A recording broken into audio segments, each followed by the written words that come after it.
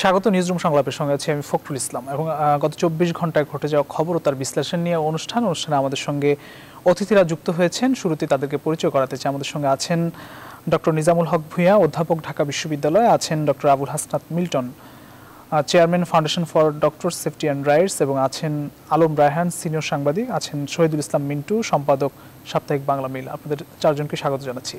প্রিয় দর্শক, আপনারা থাকুন আমাদের সঙ্গে পুরো আলোচনায়। আমরা আলোচনায় যাব, তবে তার আগে আজ প্রকাশিত কয়েকটি পত্রিকা আমার হাতে আছে, সেগুলোর প্রধান শিরোনাম শুরুতেই জানিয়ে দিতে চাই। আছে বাংলাদেশ প্রতিদিন প্রধান শিরোনাম করেছে, রহস্যে 1245 মামলা, অধিকাংশ খুনের ঘটনা, মিলছে না ক্লু, গোলকধাঁধায় কর্মকর্তারা। এটি প্রধান শিরোনাম করেছে। এবং আরও বেশ কয়েকটি শিরোনাম রয়েছে। বিদায়ের আগে নির্বাচনী রোড ম্যাপ ইসির, 4 ধাপে ডিসেম্বরের মধ্যে হবে সব ইউপিতে ভোট। স্থগিত পৌরসভা ইউপি নির্বাচনের তফসিল হতে পারে আজ, ডিসেম্বরের নারায়ণগঞ্জ সিটি নির্বাচন। বাংলাদেশকে লাল তালিকা থেকে বের হতে 5 শর্ত ব্রিটেনের, ট্রাভেল খাতে 100 মিলিয়ন ক্ষতি, বিপাকে ব্যবসায়ীরা। টাইগারদের কাছে আত্মসমর্পণ, নিউজিল্যান্ডের বিরুদ্ধে হেসে খেলে জয়। খুনিদের সংসদে বসিয়েছেন খালেদা জিয়া প্রধানমন্ত্রী। এ ছিল বাংলাদেশ প্রতিদিনের শিরোনাম। কালের কণ্ঠ থেকে আসতে চাই। কালের কণ্ঠ প্রধান শিরোনাম করেছে, প্রতারণার টাকায় অট্টালিকা, ছেলে রাজপ্রাসাদে, মা আজও চা দোকানি, খোকন ফকির এখন শহীদুল চৌধুরী। প্রায় 15 কোটি টাকা ব্যয়ে রাজপ্রাসাদে জায়গা হয়নি মায়ের, চায়ের দোকান করে এখনো সংসার চালান। এটি একটি অনুসন্ধানধর্মী একটি শিরোনাম করেছে এবং এখানে বলা হয়েছে, জীবন বীমা প্রাসাদ বানাতে গিয়ে সরকারি জমি দখল, গ্রামবাসীর চলাচলের রাস্তায় তুলেছেন ইটের দেয়াল। 19 বছর ইন্স্যুরেন্স কোম্পানিতে চাকরি, বীমা করানোর নামে বহু গ্রাহকের টাকা আত্মসাৎ। এটা ছিল প্রধান শিরোনাম। এজেন্টের লাইসেন্স বাতিল, আমদানিকারককে জরিমানা, মান সনদ জালিয়াতি করে নিম্নমানের ভিটামিন ছাড়। এই ছিল কালের কণ্ঠের প্রধান শিরোনাম। ডেইলি সান দেখে আসতে চাই। ডেইলি সান প্রধান শিরোনাম করেছে, health guidelines being ignored widely.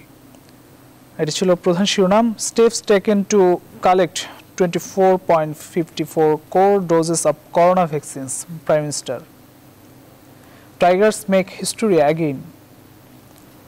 এই ছিল ডেইলি সানের শিরোনাম। আমরা আলোচনায় ফিরতে চাই। ডক্টর নিজামুল হক ভূঁইয়া, আপনার কাছে শুরুতে আসতে চাই।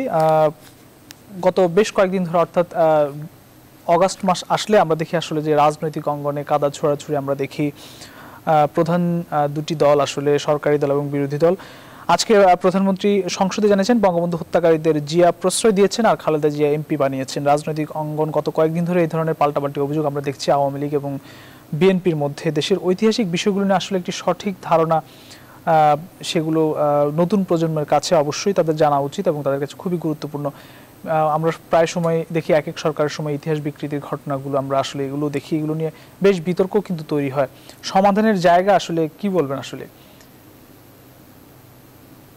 ধন্যবাদ আমার সাথে আলোচনা যারা অংশগ্রহণ করছেন, ধন্যবাদ নিউজ 24 এর দর্শকবৃন্দকে।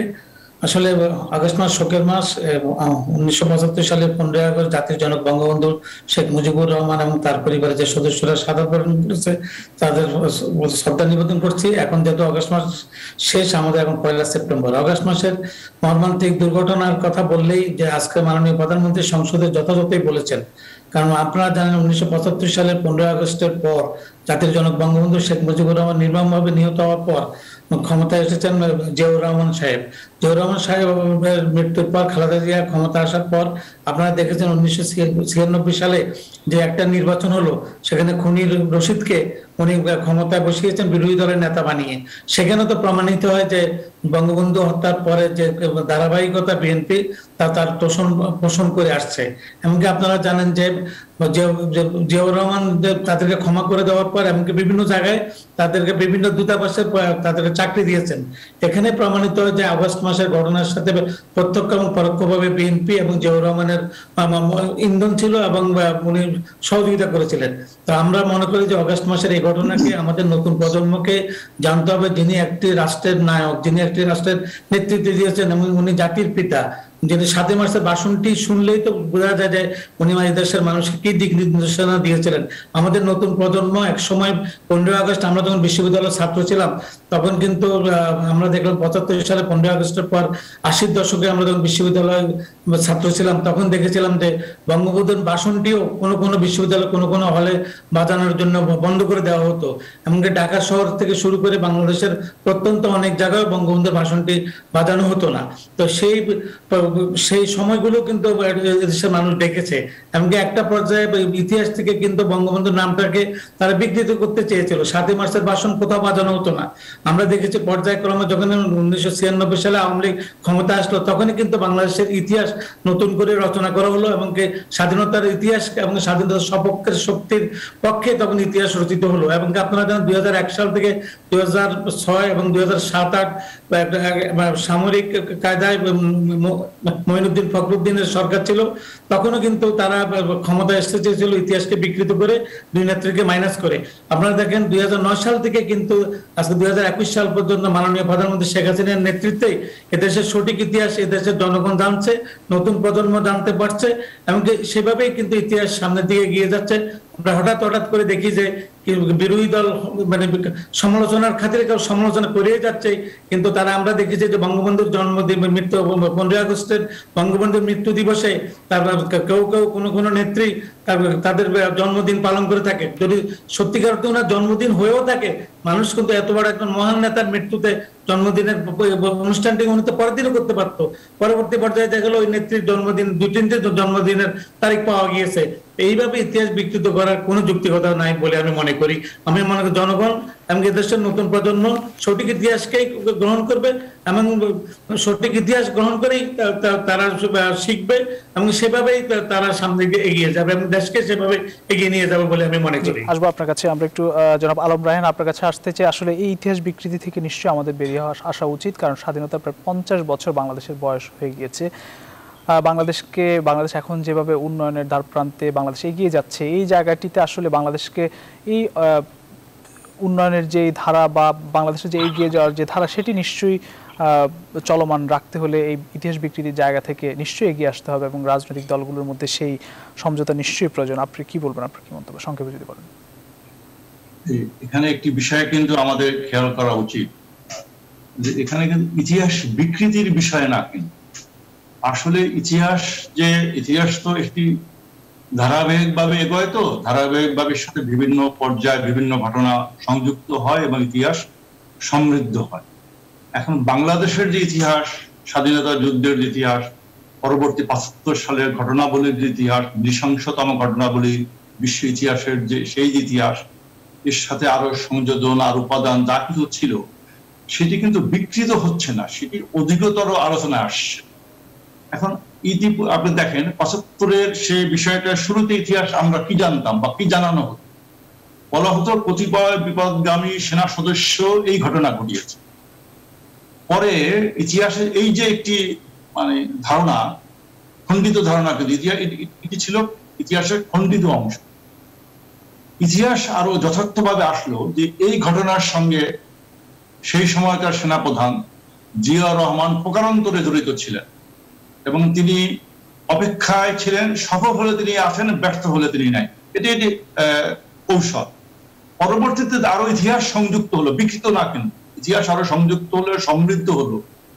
এই ঘটনার সঙ্গে আরো অনেকে জড়িত ছিলেন এবং এই ঘটনার সঙ্গে আরো কারা কারা জড়িত ছিলেন, আওয়ামী লীগের কারা কারা এই তখন দায়িত্ব পালন করেননি, দায়িত্ব পালন না করাও কিন্তু একরকম সম্পৃক্ততা। ফারুক রশিদরা বা তারা যারা সরাসরি যারা অ্যাকশনে ছিলেন তারা যেমন জড়িত, তাদের সেই সময়কার যারা ইন্ধন দিয়েছেন তারা যেমন জড়িত, যারা প্রতিরোধ করার দায়িত্বে ছিলেন তারা তো প্রতিরোধ করেন নাই, তারাও কিন্তু এই ঘটনার সঙ্গে কোনো না কোনো ভাবে জড়িত। এখন কোথাও যে প্রতিরোধ হয় না তা কিন্তু না। আপনি দেখেন কাদের সিদ্দিকী প্রতিরোধ করেছে, দেশের বিভিন্ন স্থানে কিন্তু মানুষ স্বতঃস্ফূর্তভাবে প্রতিরোধ করেছে, কিন্তু যেহেতু সেন্ট্রালি কোনো নেতৃত্ব ছিল না বা ব্যাপকভাবে কোনো মানে নেতৃত্ব ছিল না, সঠিক কোনো অবস্থান ছিল না, সেহেতু এইসব যে প্রতিরোধ ছিল সেটি আস্তে আস্তে মানে হারিয়ে গেছে এবং কাদের সিদ্দিকী সীমান্ত তার যুদ্ধ করতে করতে সীমান্ত অতিক্রম করে সেখানে এটি পরিস্থিতির মধ্যে দীর্ঘ সময় থাকার পরে তিনি আবার ব্যাক করেছেন। এখন এটা কিন্তু এই যে ঘটনা বলি, আপনি দেখেন আমরা আগে যে ধারণা করা হতো রক্ষী বাহিনী নিয়ে ধারণা করা বা আওয়ামী লীগের বিভিন্ন নেতৃবৃন্দ নিয়ে ধারণা করা বলা হতো যারা মোস্তাকের মন্ত্রিসভায় যারা জয়েন করেছেন তারা এই দায়ী, কিন্তু যারা জয়েন করেন নাই তারা কি দায়িত্ব পালন করেছেন সেটা কিন্তু এই সাম্প্রতিক সময় এবারে বহু বছর পরে প্রধানমন্ত্রী শেখ হাসিনা কিন্তু সামনে নিয়ে এসেছেন। তিনি প্রশ্ন তুলেছেন যে বঙ্গবন্ধু কাদের কাদের ফোন করেছিলেন। এদের মধ্যে এই ইতিহাস সমৃদ্ধ হওয়ার সর্বশেষ সংযোজন হচ্ছে মাননীয় প্রধানমন্ত্রী শেখ হাসিনা তার উচ্চারণ যে তিনি যাদের যাদের ফোন করেছেন এবারই প্রথমবার তার মুখ থেকে আমরা জানলাম, দেশের মানুষ জানলো, বিশ্ববাসী জানলো। তিনি তোফায়েল আহমেদ সাহেবকেও ফোন করেছিলেন, তিনি আব্দুর রাজ্জাক সাহেবকেও ফোন করেছেন। তাদের কিন্তু সেই সময় একটি রাজনৈতিক নেতৃত্ব ছিল। অতএব ইতিহাস বিকৃতির কিন্তু বিষয় না, আমরা মনে করতে পারি ইতিহাসকে সমৃদ্ধ করার দিকে যাচ্ছে। এখন আপনি একটা বিষয় যখন এগোবে তখন কিন্তু এটাকে বাধাগ্রস্ত করার জন্য বিভিন্ন উপাদান পাশ থেকে আসবে যাতে ইতিহাসটি সঠিকভাবে বা পরিপূর্ণভাবে এগোতে না পারে। সেটি আবার বিভিন্ন পক্ষ থেকে করা হচ্ছে। এটি ইতিহাসের বিকৃতির কিন্তু বিষয় না, বরং আমি মনে করি ইতিহাস অধিকতর সমৃদ্ধ হওয়ার দিকে যাচ্ছে। যে কি ঘটেছিল সেদিন এখন এটা জানা দরকার। কেন জানা দরকার হচ্ছে যে পরিপূর্ণভাবে যখন আপনি ইতিহাসটা জানবেন, আপনার উৎসটা জানবেন, আপনার ঘটনাগুলি সম্পর্কে যখন আমাদের একটি স্পষ্ট যখন ধারণা হবে তখন পরবর্তীতে বা এখন বা ভবিষ্যতে এর রিপিট যদি হয় বা রিপিট করার কেউ যদি কোনো চেষ্টা করে, ক্ষেত্র প্রস্তুত করার যদি চেষ্টা করে, তখন আপনি সহজে বুঝতে পারবেন যে এটি আসলে আলামত। ৭৫ সালের যে ঘটনা ঘটানো হয়েছিল এটা তো বজ্রপাতের মতো বিনা মেঘে বজ্রপাতের ঘটনা না, এটা তো একটি পরিকল্পিত ভাবে ধীরে ধীরে ক্ষেত্র প্রস্তুত করা হয়েছে। ওদিন ঘটনা ঘটানো হয়েছে, ঘটনার পর ঘটনা কিভাবে মোকাবিলা করা হবে, কিভাবে পরিস্থিতি পুরো নিয়ন্ত্রণে নেওয়া যাবে সেটি করা হয়েছে। এবং এর ধারাবাহিকতা কিন্তু একেবারে 21 বছর ছিল। তাই ঘটনা করার কি ওই 21 বছরের পরিকল্পনা করা হয়েছে না, এটি ধাপে ধাপে ধাপে ধাপে করতে করতে তারা 21 বছর তাদের সাফল্য ধরে রাখতে পেরেছে। এই সময় এখন বলা হয় যে জিয়াউর রহমান তাদেরকে প্রোভাইড করেছেন, চাকরি দিয়েছেন। আরে তা তো না, তাদের সাফল্যই তো জিয়াউর রহমান সেই সাফল্যের বরপুত্র হিসেবে যাদের কর্মকাণ্ডে তিনি বেনিফিশিয়ারি তাদের জন্য কিছু করবেন না, তিনি সেই কৃতজ্ঞতা বশই করেছেন। তিনি করেছেন সরাসরি, তাদের সেই প্রয়োজন ছিল।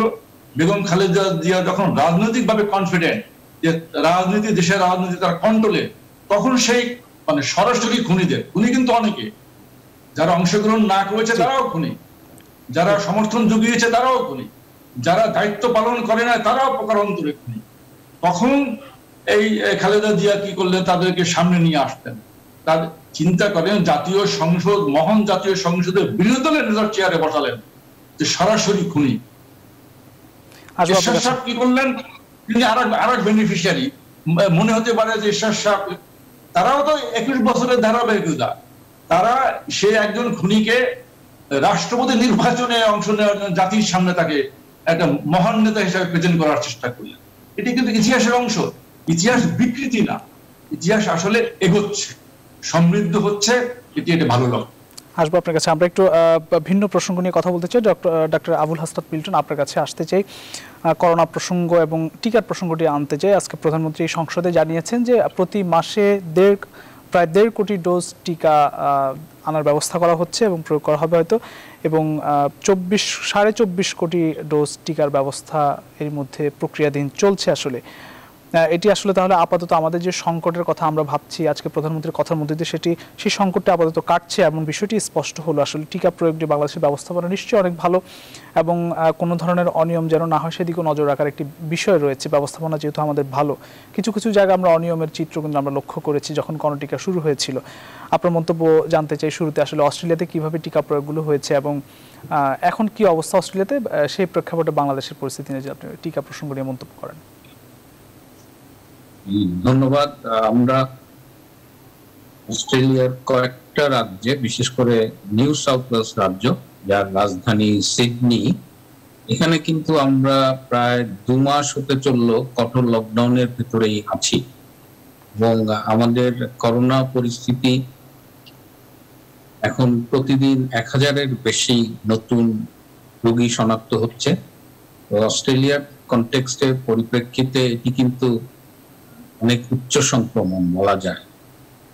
এটাকে মোকাবেলা করার জন্য আমাদের ভ্যাকসিন কার্যক্রমটা খুব দ্রুতভাবে এগিয়ে চলছে। অস্ট্রেলিয়া কিন্তু ভ্যাকসিন কার্যক্রম শুরু করেছে দেরিতে, অন্যান্য উন্নত দেশের তুলনায় আমরা অনেক পিছিয়ে ছিলাম এবং এখনো আমাদের 40% ভ্যাকসিনেশন হয়নি। কিন্তু আমাদের টার্গেট হলো যে আগামী মাসের ভেতরে আমরা 70-80% আমরা ভ্যাকসিনের আওতায় নিয়ে আসবো এবং অক্টোবরের পরে হয়তো পরিস্থিতির উন্নতি হবে। কিন্তু আমাদের সম্প্রতি আমাদের রাজ্যের মুখ্যমন্ত্রী প্রিমিয়ার বলেছেন যে অক্টোবরে পরিস্থিতি ভয়াবহ হতে পারে। সুতরাং এই মুহূর্তে আমরা কঠোর লকডাউনের ভেতরে শুধু আছি না, একটা অনিশ্চয়তার ভেতরেও আছি। সুতরাং নিউ সাউথ ওয়েলসের আমরা কিন্তু অস্ট্রেলিয়ার সর্বোচ্চ সতর্কতা গ্রহণ করেছিলাম, কিন্তু ডেল্টা স্ট্রেইনটা আমাদের সমস্ত সতর্কতার প্রাচীর পেরিয়ে আমাদের আক্রমণ করেছে। এই জায়গা থেকে যদি আমি বাংলাদেশের কথা বলি, 1.5 বছর ধরে আমরা করোনা নিয়ে কথা বলছি, সরকারের সমালোচনা করছি। আজকে যখন আমরা পেছন ফিরে তাকাই, অনেক সীমাবদ্ধতা আছে, অনেক সমালোচনার জায়গা আছে, কিন্তু বাংলাদেশে মাননীয় প্রধানমন্ত্রীর নেতৃত্বে আপনি যে কথাটা বললেন আজকে সংসদে তিনি বলেছেন, বাংলাদেশে কিন্তু আস্তে আস্তে একটা করোনা জয়ের গল্প রচিত হচ্ছে। আমাদের মতো দেশে এই মুহূর্তে ভ্যাকসিন কভারেজ কিন্তু পৃথিবীর অন্যান্য দেশের তুলনায় অনেক কম তুলনামূলকভাবে। কিন্তু আগামী 6 মাসের যদি রোডম্যাপ দেখেন, আগামী 6 মাস থেকে 1 বছরের মধ্যে আমরা কিন্তু ভ্যাকসিন কভারেজেও অনেক এগিয়ে যাব। এবং আমার ধারণা আমরা যেভাবে চুক্তিবদ্ধ হয়েছে বাংলাদেশ ভ্যাকসিন কেনার জন্য এবং চায়না থেকে যেভাবে সিনোফার্ম আসতেছে, জনসনের 7 কোটি টিকা আসবে, এছাড়া ফাইজার এবং মডার্নার টিকা আসবে, আর কিছু অস্ট্রাজেনিকা আসছে। তো এই অবস্থায় আমার কাছে মনে হয়েছে যে আমাদের বাংলাদেশে আগামী দিনগুলো ভালো হবে যদি কিনা করোনার নতুন কোন স্ট্রেইন আবার ডেল্টার চেয়েও শক্তিশালী হয়ে আসে। আপাতত সেই সম্ভাবনাটা, সেই সংখ্যাটা আছে ঠিকই, কিন্তু স্বস্তির জায়গাগুলো তৈরি হয়েছে। এবং আপনি যদি ঢাকা শহরেও দেখেন, মানুষের আচরণে কিন্তু একটু হলেও পরিবর্তন এসেছে এবং ঢাকা শহরে ভিড়টা কিন্তু আগের চেয়ে একটু হলেও কমে গেছে। একটা বড় অংশ ঢাকার বাইরে চলে গেছে, অনেকের চাকরির বেতন কমে গেছে বা কর্মক্ষেত্রে বিভিন্ন প্রভাব পড়েছে। সব মিলিয়ে আমাদের করোনার কঠিন সময়টা আমরা বোধহয় অতিক্রম করে ফেলেছি এবং এখন সামনের দিকে এই পরিস্থিতি উন্নয়নের একটি ব্যাপক সম্ভাবনা তৈরি হয়েছে। এই মুহূর্তে আমাদের সেই সম্ভাবনার সাথে আরেকটা কথা আমি বলতে চাই। আজকে আমাদের স্বাস্থ্য অধিদপ্তরের মহাপরিচালক বলেছেন যে বর্তমানে যে প্রক্রিয়ায় টিকা প্রদান করা হচ্ছে, বিভিন্ন হাসপাতালগুলোতে টিকা প্রদান কার্যক্রম চলছে, এর ফলে হাসপাতালে যে অন্যান্য চিকিৎসা কার্যক্রম সেটা ব্যাপকভাবে ব্যাহত হচ্ছে। এটা কিন্তু একটা গুরুত্বপূর্ণ জায়গা। আমাদের এই করোনার কারণে অন্যান্য চিকিৎসা কার্যক্রম ব্যাহত করা যাবে না। তা এই জন্য মনে হচ্ছে যে করোনা টিকার আমাদের অনেক অভিজ্ঞতা ইতিমধ্যে অর্জিত হয়েছে, যে আমাদের অন্যান্য টিকা কার্যক্রম যেমন ইপিআর যে সম্প্রসারিত টিকা কার্যক্রম আছে তার সাথে কিভাবে মার্চ করানো যায়। এই করোনার টিকা, আমরা কোভিডের টিকা কিভাবে হাসপাতালের মূল জায়গা থেকে বেরিয়ে বিভিন্ন টিকাদান কেন্দ্রে নিয়ে যেতে পারি।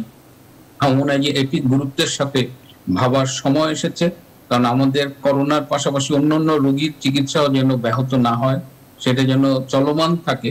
সেই জায়গাটা আমাদের যারা স্বাস্থ্য নিয়ে ভাবছেন বা স্বাস্থ্য বিষয়ক নীতি নির্ধারণ করেন তাদের এটি ভাবার সময় এসেছে। সেই জায়গা থেকে আমি আপনাদের অনুষ্ঠানে আগেও বলেছিলাম যে সেপ্টেম্বরের মাঝামাঝি যে আমাদের পরিস্থিতি অনেক নিয়ন্ত্রণে আসবে। আমি কিন্তু এটা আরো 1 মাস আগে বলেছিলাম। সেই লক্ষ্যে আমরা এগোচ্ছি। আমাদের সংক্রমণের হার কিন্তু তুলনামূলকভাবে 30% থেকে এখন 10% দিকে নেমেছে। মৃত্যু 250 থেকে 100 নিচে নেমে গেছে। এসবই হলো যে আমাদের করোনার যে দ্বিতীয় ঢেউ বলি আমি, সেই ঢেউটা নিয়ন্ত্রণে আসার একটি সম্ভাবনা এবং লক্ষণ দেখা যাচ্ছে। তো জি। এই অবস্থায় বাংলাদেশ অনেক ভালো অবস্থানের দিকে যাচ্ছে বলে আমার ধারণা। আসবো আপনার কাছে। আমরা একটু আসতে চাই শহীদুল ইসলাম মিন্টু আপনার কাছে। আজকে বাংলাদেশ প্রতিদিন একটি শিরোনাম রয়েছে, বিদায়ের আগে নির্বাচনী রোড ম্যাপ ইসির, বেশ কয়েকটি নির্বাচন রয়েছে, 4 ধাপে ডিসেম্বরের মধ্যে হবে ইউপিতে ভোট, স্থগিত পৌরসভা ইউপি নির্বাচনের তফসিল হতে পারে আজ, ডিসেম্বরে নারায়ণগঞ্জ সিটি কর্পোরেশন নির্বাচন। করোনার সংক্রমণ কিন্তু এখনো আছে, যদিও প্রকোপ যতটা বেড়েছিল তার থেকে অনেকটা কমতির দিকে এখন, কিন্তু নির্বাচনে আসলে সেই প্রভাব কতটা পড়বে বা আমরা কতটা সচেতনতা, যদিও কিছুটা মানুষ কিছুটা সচেতন হয়েছে মানুষ এই কয়েক দফা লকডাউনের মধ্যে, কিন্তু নির্বাচন কিন্তু একটি বড় ধরনের প্রভাব পড়তে পারে। আমরা নির্বাচন আসলেই আসলে মানতে চাই না, সেই জায়গায় আসলে কি বলবেন, কি পরামর্শ আছে? ধন্যবাদ আপনাকে। আমি আসলে মিল্টন ভাইয়ের সূত্র ধরে বলবো, আসলে বাংলাদেশের অবস্থানটি খুব ভালো করোনা মোকাবেলার ক্ষেত্রে, এবং আগামী 6 মাসের যে রোড ম্যাপ সেগুলো যদি আসলে বাস্তবায়ন করা সম্ভব হয় তাহলে খুব বেশি ভয়ের জায়গাটি থাকবে না, এটা আমি মনে করি আন্তর্জাতিক প্রেক্ষাপটে।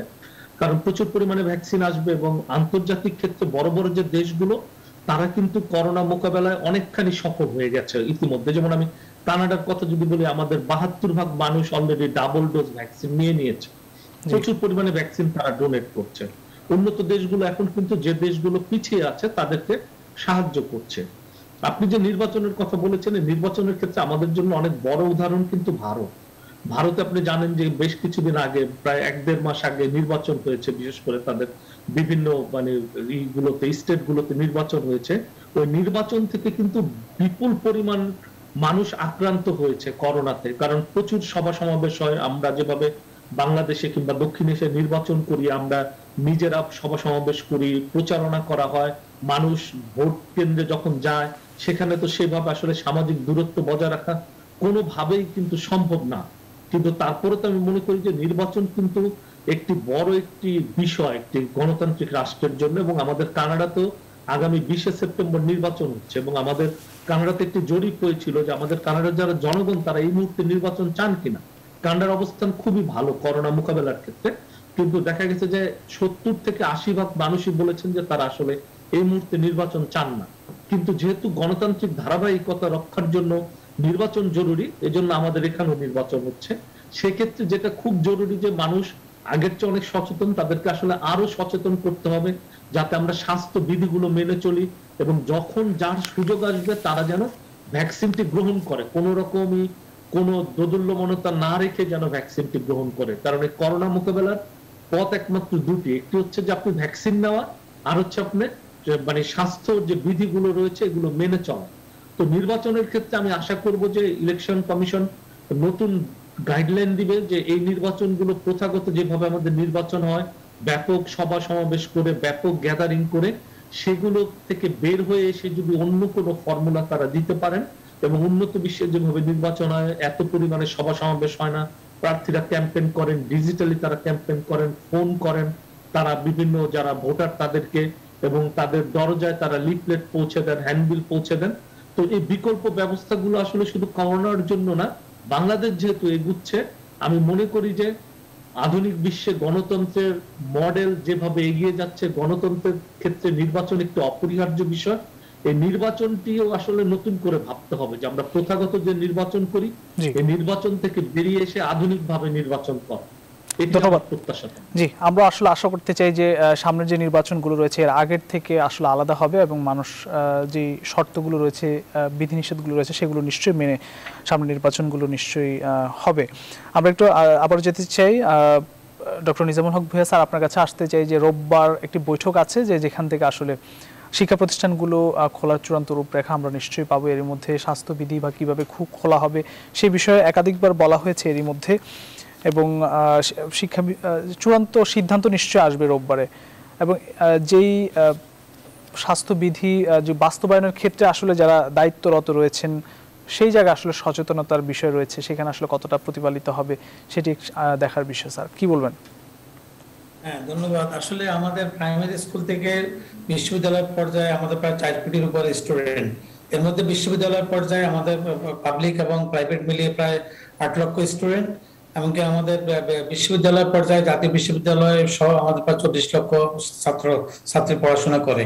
আমরা ইতিমধ্যে আমাদের বিশ্ববিদ্যালয়গুলোতে আমরা টিকার জন্য আমরা নিবন্ধন চেয়েছিলাম, আমাদের ইউজিসির মাধ্যমে আমাদের সেই নিবন্ধনগুলো গিয়েছে এবং আমাদের 80% ছাত্র কিন্তু ইতিমধ্যে টিকা নিয়ে নিয়েছে এবং বাকি 20% তারা মধ্যে কিছু 10% প্রথম ডোজ পেয়েছে, বাকি 10% এখনো কিন্তু অনেকে নিবন্ধন করে নাই।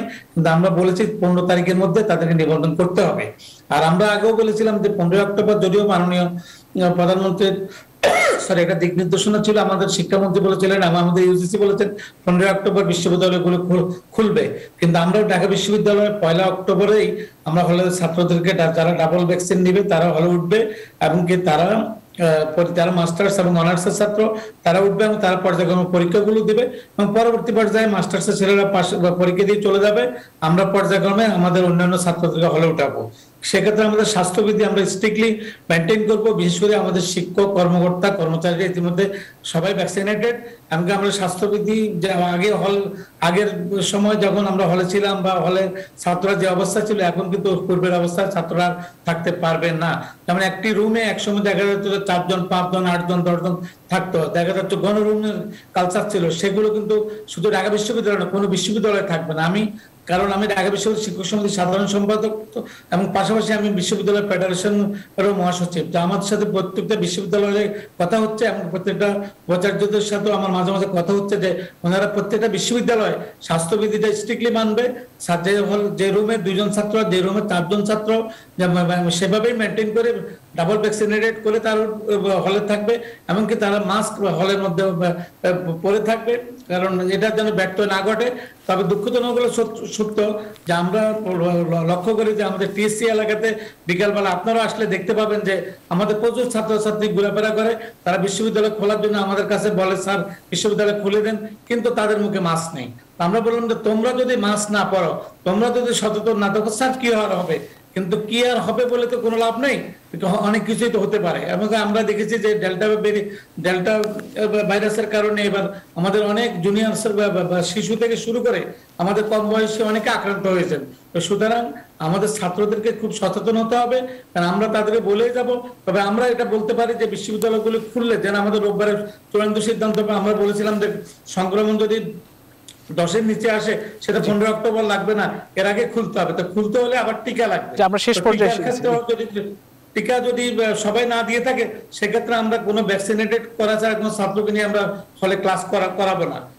মানে ক্লাসরুমে আসতে হলে তাকে ভ্যাকসিনেটেড হতে হবে, হলে থাকতে হলে তো বাধ্যতামূলক তার ডাবল ডোজ ভ্যাকসিনেটেড দিয়ে তাকে হলে থাকতে হবে। সেই বিধি নিয়মগুলো আমরা মেনে চলার চেষ্টা করব, আমার ছাত্রদেরকেও বলবো এবং আমরা শিক্ষকরাও সেভাবে গাইডলাইন।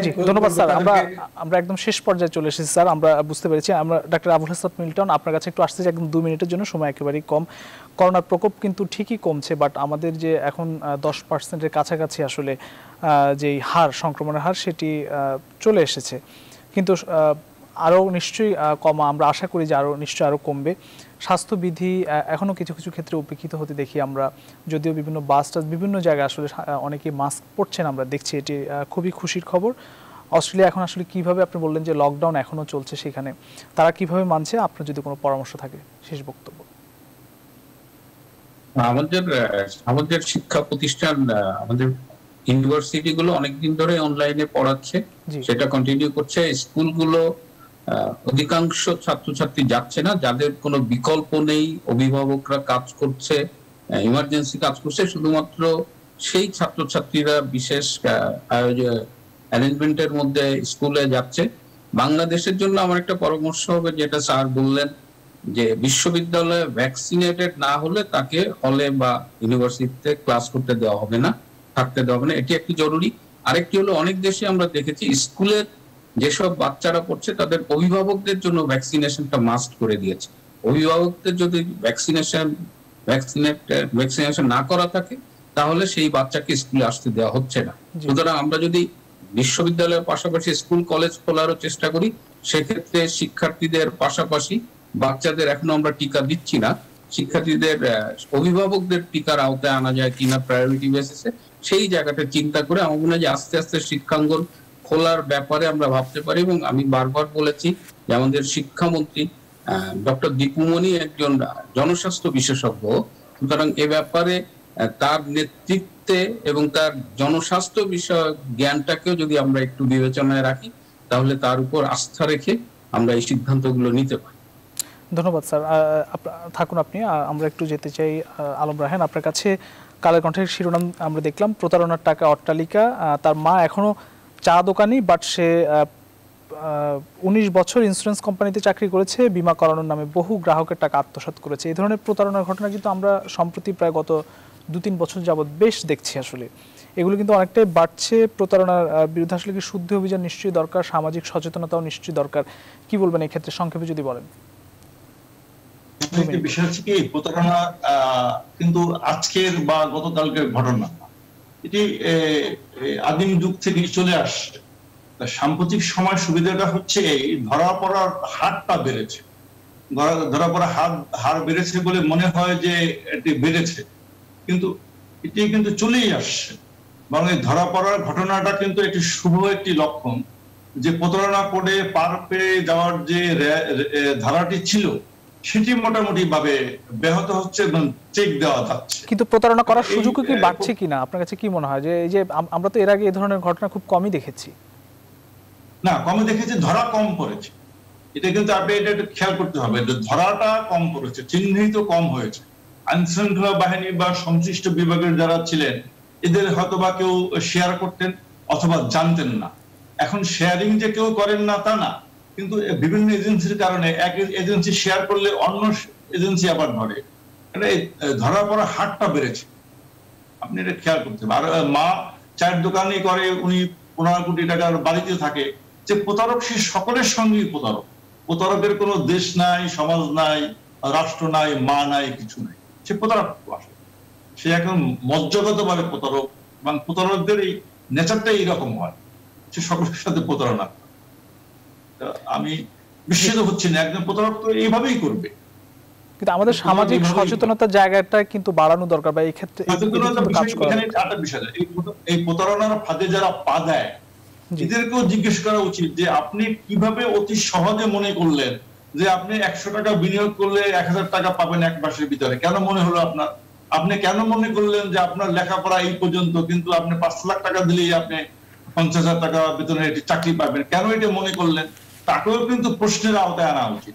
এখন হাহাকার আছে চাকরির জন্য, দারিদ্র আছে, ঠিকই আছে, কিন্তু তারপর তার যে পিছনে যে লোক কাজ করছে অনৈতিক ভাবে সুবিধা নেওয়ার জন্য, তার ভিতরে যে প্রবণতা আছে, এই প্রবণতার কারণে কিন্তু তাকে সহজে ফাঁদে ফেলা যাচ্ছে। অতএব তাকেও কিন্তু প্রশ্নের আওতায় আনা প্রয়োজন। আমাদের হাতে সময় একদমই নেই। জি, ধন্যবাদ, থাকুন আপনি আমাদের সঙ্গে। আমরা শহীদুল ইসলাম মিন্টু আপনার কাছে আসতে চাই। বাংলাদেশে আসলে যে করোনার পাশাপাশি ডেঙ্গুর প্রকোপটি কিন্তু অনেকটা বেড়েছে। আজকেও 295 জন রোগী ভর্তি হয়েছে, 3 জন মৃত্যুবরণ করেছে। 295 জনের মধ্যে 250 জনই কিন্তু রাজধানীতে সেই ডেঙ্গুর প্রকোপটা সবচেয়ে বেশি সারা দেশের তুলনায়। আপনার শেষ মন্তব্য জানতে চাই 1.5 মিনিটে। আসলে আমরা দেখলাম যে করোনার প্রকোপ যখন চলছে তখনই ডেঙ্গুর প্রকোপটা শুরু হলো বাংলাদেশে প্রচন্ড রকম ভাবে। একটি কথা তো খুবই সত্যি, সেটা শুধু বাংলাদেশের ক্ষেত্রে প্রযোজ্য না।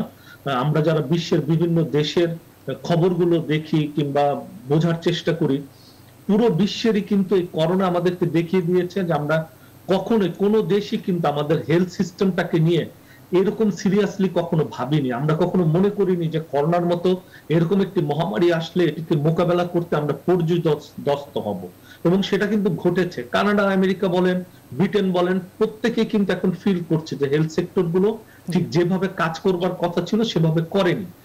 কানাডা, আমেরিকা এবং ব্রিটেনের কথা আমি এই জন্য বলছি, এখানে প্রচুর সম্পদ, সরকারের প্রচুর অনুদান থাকে হেলথ সেক্টর গুলোতে, কিন্তু যেখানে বাংলাদেশের মতো দেশ, সেখানে তো এই ধরনের পরিস্থিতি হওয়াটা অনেক অনেক বেশি স্বাভাবিক। কিন্তু আমার কাছে খুবই আনন্দের বিষয় যে সরকার কিন্তু এগুলো নিয়ে ভাবছে, নতুন করে চিন্তা করছে, এবং ডেঙ্গু প্রকোপটি নিয়েও কিন্তু আমি বিভিন্ন ভাবনা দেখতে পাচ্ছি, বিভিন্ন মিডিয়াতে দেখতে পাচ্ছি, সরকারি মহলে দেখতে পাচ্ছি। আমার মনে হয় এই বিষয়টি নিয়ে সরকারের আরো কাজ করা উচিত, কারণ অসংখ্য ধন্যবাদ। ডেঙ্গুটাও আমাদের জন্য অনেক ক্ষতিকর হয়ে যাবে করোনার সময়। অসংখ্য ধন্যবাদ শহীদুল ইসলাম মিন্টু, ডক্টর নিজামুল হক ভূঁইয়া, ডক্টর আবুল হাসান মিল্টন এবং আমাদের সঙ্গে যুক্ত থাকার জন্য আলম রায়হান। আপনাদের চারজনকে আবারও ধন্যবাদ জানাচ্ছি। প্রিয় দর্শক, নিউজরুম সংলাপ আজ এখানে শেষ করছি। আবারও দেখা হবে আগামীকাল একই সময়। সবাই ভালো থাকবেন, সুস্থ থাকবেন। শুভরাত্রি।